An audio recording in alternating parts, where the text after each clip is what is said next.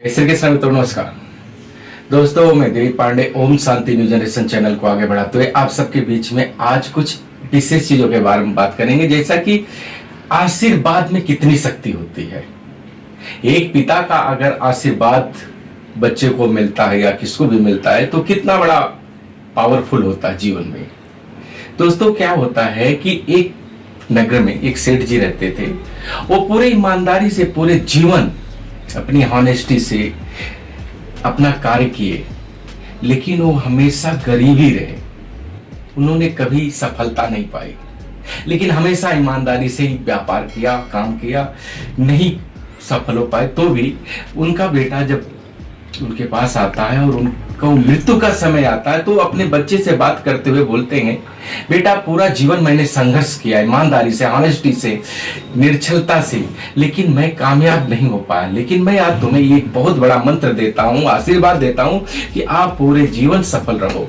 वो भगवान का नाम लेते हुए बच्चे को आशीर्वाद देते हैं, चाहो आज के बाद आप कुछ भी मिट्टी भी उठाओगे तो सोना हो जाएगा। ये कहते हुए अपने प्राण को त्याग देते हैं।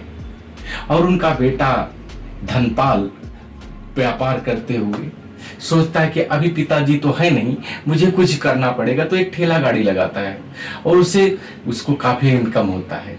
वो पिता का आशीर्वाद सोच के हमेशा यही बोलता रहता है कि मेरे ऊपर मेरे पिताजी का आशीर्वाद है। और ऐसा व्यापार करते गया।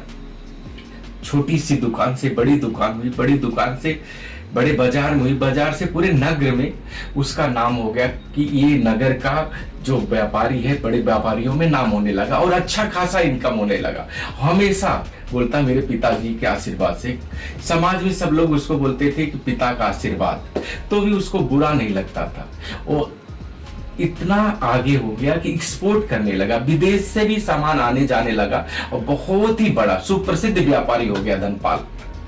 अब ये सारी चीजें होने के बाद एक दिन वो सोचता है कि काश नुकसान क्या होता है उसके बारे में भी मुझे पता लगे, नुकसान को भी होना चाहिए, ऐसा वो सोचने लगता। अभी तक उसके ऊपर पिताजी का आशीर्वाद था। दोस्तों देखो कहानी में ट्विस्ट कैसे आती है, जो सच्चाई होती है।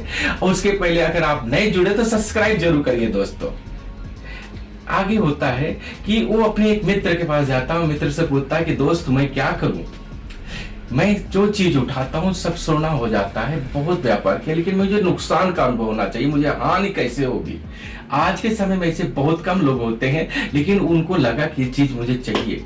तो उनके एक दोस्त जो रहते तो बोलते हैं कि वो मन में पहले विचार करते इसको अपने पैसे पे बहुत घमंड आ गया है, इसका घमंड दूर करना चाहिए। तो बोलते ठीक है, काम कर, जो तुझे नुकसान का फायदा लेना है, नुकसान को जानना है, नुकसान के करीब पहुंचना है, तो आप पूरे भारतवर्ष से लौंग का खरीदो और इसको तंजानिया लेके चले जाओ।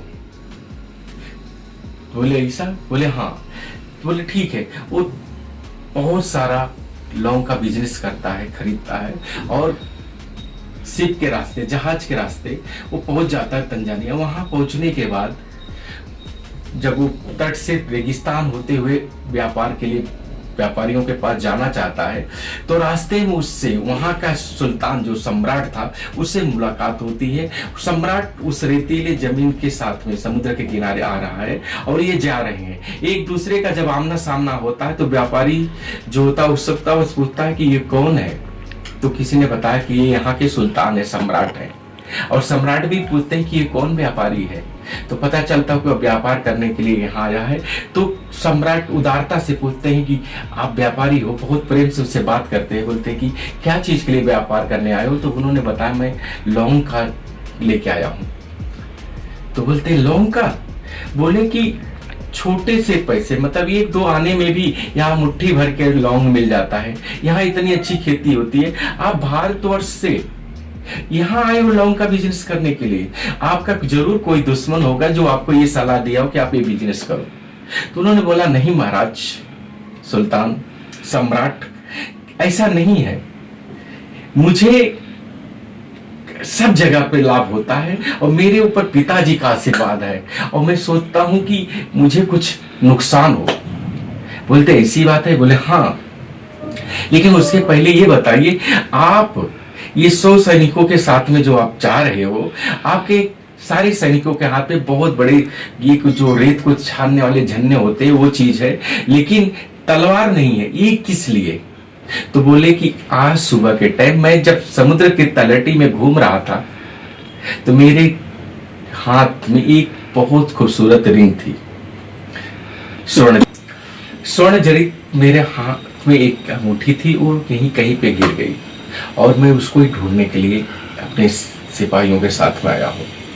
तो बोलते कि आपको विश्वास है, आप तो दूसरा भी बना सकते हो। बोले वो बना तो सकता हूँ, लेकिन ये जो सल्तनत चल रही है, मेरा राज्य चल रहा है ना, वो मेरी अंगूठी के ऊपर ही चल रहा। बोले क्यों, इतना खास क्यों है? बोलते वो मुझे किसी फकीर ने दिया था, और उसी फकीर के आशीर्वाद से मैं पूरा ये राज्य चला रहा हूँ। मैं तो दूसरा बहुत सारा बना सकता हूँ, लेकिन वो मेरे लिए बहुत अमूल्य है। बोलते ऐसा है क्या?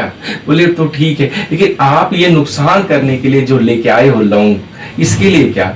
बोले नहीं, मेरे पिता ने बोला है कि आप अगर मिट्टी भी उठाओगे तो भी सोना हो जाएगा।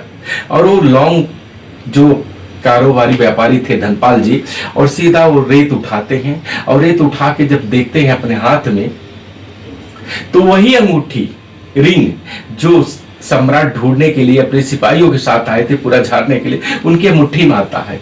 सम्राट एकदम प्रसन्नचित हो जाते हैं। धनपाल जी जो व्यापारी थे वो भी एकदम हतप्रभ रह जाते हैं कि ये सब क्या?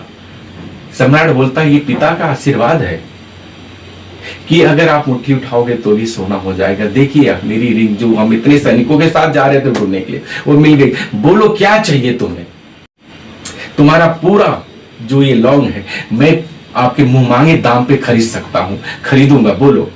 बोलते नहीं महाराज, आपसे मुझे कुछ नहीं चाहिए, आप 100 साल तक जीवित रहो, अपने प्रजा की रक्षा करो और व्यापार करो, आगे बढ़ो, बस मुझे आशीर्वाद दीजिए। बोले नहीं, आशीर्वाद तो आपके पिताजी ने आपको दे ही दिया है, आप जो बोलो मैं सो दूंगा।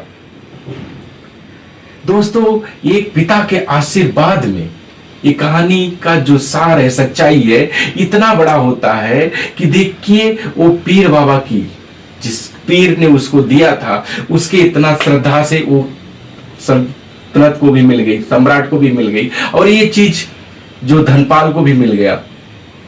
ये आशीर्वाद का ही करिश्मा होता है। तो इसका सबसे बड़ा सार है कि माँ बाप की सेवा करो और उनका आशीर्वाद लो।